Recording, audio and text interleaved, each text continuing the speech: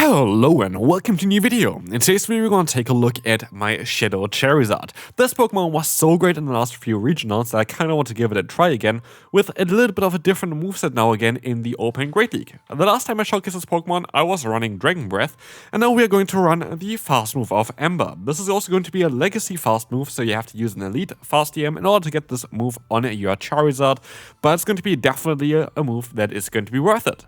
Why? Because Ember is now going to be a clone of the fast move of like something like Thundershock, and it's going to allow you to generate energy quite significantly faster.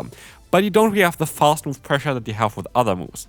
But with Thundershock, basically Thundershock, the Ember of course now, getting you so much energy, you're going to be able to get that blast burn done so much faster. And this is going to be the main reason why people are running Charizard with the move of Ember, because of the blast burn damage. The blast burn damage is already insane, but with Ember on it, this Pokemon is just going to get there so fast to pressure so many Pokemon.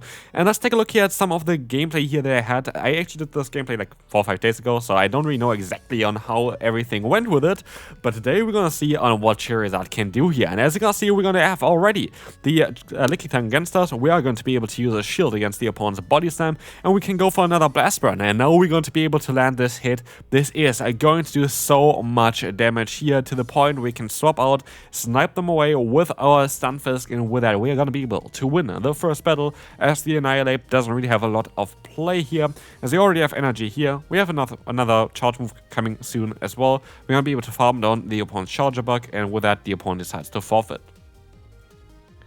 And so we can move on to the next opponent here. We're going to have the Moltres, we're going to have the Florges, we're going to have a little bit of an awkward matchup.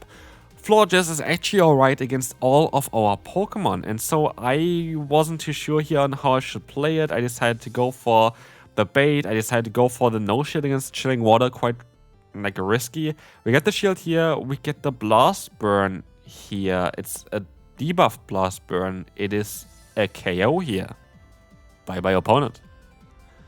And I think this already kind of showcases on why you maybe want to run the Shadow Charizard. This Pokemon has the option to decide your battles, and that's literally a fact. This Pokemon can literally decide battles for you on its own because of the pacing it has, because even of the boost chances it has now with the new move of Air Cutter, of course, on this Pokemon. And while Air Cutter doesn't give you the damage output that you maybe want to have, if you get one boost, it will give you the damage output that you want to have, because it's going to allow you to just ramp up the attack boost on it. It's a 30% chance, which you're also going to have here on our Corviknight. Corviknight is the most neutral Pokemon you can play currently, and such a good Pokemon to run, and it's only going to have the weakness against fire as well as electric, which you are going to be able to resist or like deal with your Stunfisk in Elite. And that's why it's kind of such a cool team here as well. It kind of redesigned to put that Charizard into the spotlight, into basically a position to win most of the battles here, which is really nice. We're going to be able to use the shield as well. We can go for the Air Cutter again to try to force the shield from the opponent. But basically, what this game was about, you kind of want to have your lead as an anti-flyer, like an anti-flyer. So basically, in order to deal with flying type Pokemon, you use a lot of times steel types or a rock type Pokemon, which, for example, a Bastion, you can easily deal with your Stunfisk, which is really cool. And then you have as a taste of the Corviknight as a flying type Pokemon that can still even deal with a Bastion, which is kind of nice, just to bait out the Pokemon that you don't want to face with your Charizard, and then Charizard is supposed to sweep endgame. The worst thing for this team to happen is to face up against the Dragon type Pokemon though, because yeah, it's not the prettiest. Here this is actually still an alright matchup, because you're going to have Corviknight now against the opponent, but they swap out into the Azumarill, and all of a sudden it's not going to be that great. Azumarill itself can be a bit of a trickier one as well, especially if you don't get any boost on your Corviknight. Here I decide to try to get as much energy as possible in order to hopefully get them to throw a charge move against me. They didn't, so I'm forced to swap out now, taking the Ice Beam, and hope for the best. Basically, that's all that I can do here. I'm going to try my best here to go for the Discharge spam against the opponent as well. This is going to allow us to get some damage onto them. The Credility comes in. We have the Mud Pump coming through. This is going to be alright. This is going to be enough to get them maybe into range or even a Blast Burn. But of course, they're going to be able to just go for their own charge moves here. This looks like a CMP type to me, I think. And with that, actually it doesn't. We're going to be able to still sub out here. I guess that's going to be alright for us as well. Payback is coming through. Not gonna knock them out, which is really unfortunate, but we let the move go. If they knock us out, we're gonna be fine without Charizard, maybe getting a little bit of energy, or we go into the Stunfisk. Let's see what they have in the back. They still have the Dragonair. That's why I kind of tried to get to a Mud Bomb. We are forced to go for a shield here because we have to kind of get some shields from the opponent. Now, only win con now is to hope that the opponent did not overfarm with their Dragonair before going for this charge move, because we do outspeed with the Air Cutter here against the opponent's Dragonair, but if the opponent has energy advantage already beforehand, we're going to lose the battle here straight away, and they do, and with that, we're going to lose here. It's a bit tough against Dragonair with this team, absolutely. Dragonair hasn't been that common. This is, I think, the only one that I faced so far this season. But, yeah, of course, against this team, it's a bit tough there. Malamar is a Pokemon where you don't need to swap out straight away. I decided to do that here. I do resist the fast move, of course, on my Corviknight. And if we have a little bit of energy advantage on something like the Charizard, then we can just one-shot them. But here it actually works out quite well that we're going to get out Pokemon like the Dunsparce. Dunsparce is a Pokemon that you don't want to face if you're going to have a Charizard in the back, because of Rollout being double super effective. But we were able to bait out with our Corviknight, which takes neutral damage from Rollout and Rock Slide, which is going to allow us to still go for another payback here to threaten either a shield or even threaten nearly the KO. I don't think it's enough. Yeah, it is not enough. But we can now farm them down with a Stunfisk, and we can snipe the opponent here as well, which is great. Just to get walled again by a Gastrodon, that is not looking too great for us. But we maybe still have a chance here, because we still have basically 3 shields in this point. We still have our shield here. Actually, I'm going to try to force against a shield from the opponent's Gastrodon as well. Being able to shield up the Water Pulse is actually not too bad for us, but we have to be a bit careful because there's still going to be the Malamar in the back as well. Malamar should be kind of energy dry nearly. I think they have maybe a tiny bit, but like not a lot of energy on there still. And we're going to be able to get the shield here, but I think we even would be able to try to catch the move there. Thought I would have been able to still get to another move there myself, but they swap out now into the Malamar. They're going to be able to go for the full farm, and that's going to be it. They're going to get too much energy here. I'm going to forfeit. There's nothing that I can do here at this point. But that doesn't mean that this team is bad by any means, because I actually battled a lot of top players with this team and was able to beat them a lot of times as well. Here we're going to have one of the stronger players here as well. This is going to be a Mindjoke, a player that has been seen at basically most of the European tournaments, doing quite well there as well. And Mindjoke is going to go here for their third, which is going to go for Trailblaze, a double resisted hit. While this maybe seems a little bit counterproductive there, it's going to allow it to boost its own attack up, which is going to make the fast move of Sucker Punch, the only neutral hit here, do quite a bit more. I'm going to go for the bait here. I expected they're mostly not going to shield, but I kind of want to go for the safe play. They go into the Altaria, and what I realize here is it is going to be a Peck Altaria, which means they're going to do resisted fast move pressure against our, our Stunfisk here, which is going to be perfect for us. And they are very likely just going to peck, exactly, the Flamethrower as an only neutral hit for us. And so I think we are in a very solid spot here.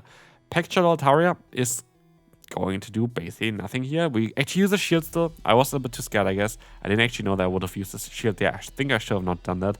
Like in hindsight, I'm like, why did I do that? But I still have my Charizard, and while we're going to be in a bit of a tough spot with a Water type against our Charizard, we're going to have the option to go for the Air Cutter quite fast here, which is going to be cool, as we can most likely force another shield from the opponent as well. Body Slam is coming through. They're still going to be forced to go for the Water Pulse though in order to knock us out. Body Slam is not going to be enough, and we see already that the opponent's Gastrodon is kind of low. So far, we are actually not lucky with the Air Cutter at all. I don't even know if we got a single boost from Air Cutter, and we, I think, went for 5 or 6 of them at this point. But as you're going to see, we are going to be able to catch the move. It is going to be the Flamethrower coming in. This is going to be crucial that we were able to catch this move here, because as you're going to see, we are going to have that Gastrodon coming back in. We can go for the Mud Bomb in order to get that final shield. And we have the Air Cutter still coming in. We're going to be able to go for the KO here against the opponent. This is going to win us the battle, and we can move on soon against the next opponent. But first, we still have the Ferret here. I know everything is going to be resisted. The Swift is going to do some sort of damage, but it's not going to be enough. We have another Air Cutter stored now, and this is going to be it for this battle. Good game to the opponent, good game to a Mindjoke, and we can move on to the next one, where we will face the worst possible lead, a Toadscruel, a Pokemon that resists all of our moves, I think twice? No, actually the Mud Bomb damage is only single resisted. But we'll have to stop out of here. We have 2 good answers against it in the back, and we're going to get the Blasters out. And again, think about on what we want to do with this team. We want to kind of put the Charizard into a position where we might be able to sweep with it. And getting out that Blasters here is the first step for it, because Blasters is a Pokemon we really don't have a lot of play with. But here with our Corviknight, we still have some play against it. we're even going to be able here to go for the air cutter and get that shield. And that's going to be crucial. Again, we don't get any boost at all with the air cutter. It's really unfortunate so far. But I know what they have in the lead. I know that I don't want to use shields on my Stunfisk here because I know that my Stunfisk is not going to be the Pokemon that is going to win me the battle here. There's going to be the Charizard in the back. And so I'm even going to let this move go through here, please. Yes. And hope that Charizard is going to be able to win the entire battle for me. First KO already. And I see the carving. Good game. Nothing I can do there. Like, what am I gonna do there? Like, honestly, like it is sometimes a little bit tough in the current meta. There are a lot of rock type Pokemon. There are a lot of Bastion and Carving, and for good reason. Like, there are a lot of good flying type Pokemon. Charizard is a good flyer, but we see a lot of Altaria in the current meta as well. Altaria is actually one of those Pokemon that recently got buffed a little bit on PvPoke's meta ranking. I might make a video towards that because I still have the old meta ranking, and I think a lot of things have changed there. Altaria is, I think, one of the biggest winners actually of it. I think climbing up around like 60 ranks, which is kind of funny. And it's honestly a very strong Pokemon. I used it myself as well recently, and you're gonna see a video where I'm gonna use it later on today, very, very likely. So definitely stay tuned for that. But yeah, as you can see here, we're going to have the Discharge coming in. We are going to be able to go ahead and go to the Corviknight now as well. And what we see is a no-shield. It's going to be no shield against the Aerosphere. It's going to allow us to take some air cutter damage there. Like, we can get for some air cutter damage there. I think 2 of them should be enough to knock them out, maybe even at this range. Especially if we would get a boost here, which I don't think we actually seen all videos so far. And we still will never see an air cutter boost, I guess, in this video. I tried my best to fully farm them down. It didn't work out. I decided to use a shield here actually still to keep my energy because I have a payback still stored and I can align myself. It's a bit risky. I'm going to go for the air cutter here against the Togekiss again because it's going to be the neutral hit. I think they're going to knock me out with a false move though. They do. We never will know if I ever got a boost there. They just get to the move here barely by 1 HP. Again, if we got a 1 boost eventually somewhere along the line, I would have won this battle here straight away. I'm going to try my best here now to go for the Blast Burn. But it's so unfortunate. Like, I literally just don't have any luck with the moves that I have. And with that, I'm going to lose the battle now. I had to try to catch the move there. There was no other way of winning this. Yeah, good game to the opponent. Again, we just needed 1 boost and it would have been different. We had like so many air cutters the entire time. It's just unfortunate. So yeah, I still think that this team is actually very, very solid. I think it's a very, very nice, solid team. I would recommend you to give it a try. I think Charizard with the move Blast Burn and Ember is really, really cool in the current meta. I do think that I was quite unlucky in those matchups there as well. Air Cutter is, of course, a move of chance. At the end of the day, it's a chance. It's the 30% chance to boost your own attack. You should expect that it would happen a bit more often than not at all if you go for like the amount of times we went for it here today. Did we get it here? Nope. Like, it's more of a joke here at this point. It just changes matchups. Like, it's the thing. And while, yes, you shouldn't be like, yeah, every air cutter should boost myself and then everything in matchup is going to be easier for myself. At the end of the day, I saw at least like 2 or 3 of the matchups here today that we lost, that if we had just normal air cutter luck, we would have been totally fine with. So, yeah, that's like the kind of thing that I kind of want to as well highlight here. I think people are like, oh, he's complaining the entire time about not getting things. It's a boost chance. I am fully aware of that. But at the end of the day, you should expect that you at least sometimes get the boost. And also sometimes will make a big difference in a lot of the matchups. So that's why I just kind of need to also talk a little bit about it. Because you see a team and you be like, this team maybe doesn't get the full perfect results the entire time. This team must be bad. There are a lot of times other things towards it. As you can see here, this game we were going to win. We had so much energy there that we would have mostly destroyed the opponent's entire family there. But it is what it is. We can move on to the next opponent now. Charizard in the lead is actually quite alright for us. They were like just going to try to go for a Trailblaze, and this will allow us to go for a little bit of a cheeky play. Go for the Mud Bomb. I'm going to try to catch the move here, and if it's a Trailblaze, it's going to be a double resisted hit. And it's going to be a Trailblaze, a double resisted hit, barely doing any damage. We were kind of do well against the fast move there as well, and this hop onto the other Zoom Roll. If we don't get a boost here, honestly, it would be crazy. We get the boost now, so that's alright. We finally got a boost in this video from the Air Cutter. And this completely changes the matchup here. That's what I mean as well. Like, we get a double boost here now. Like, now where it's a matchup where it does matter if we get a boost or not. Like, this is very nice that we get the boost here, don't get me wrong. But there were a lot of matchups earlier on already, which would have helped us quite a bit. If we would have got the boost here, we can go for another Air Cutter. This will allow us to get more damage onto them. We can try to go for another Air Cutter. That's going to allow us to even get the KO if they let the move go through here. And they decide to let the move go through, which, again, we would have not been able to do otherwise if we didn't get all the boost. But as we see...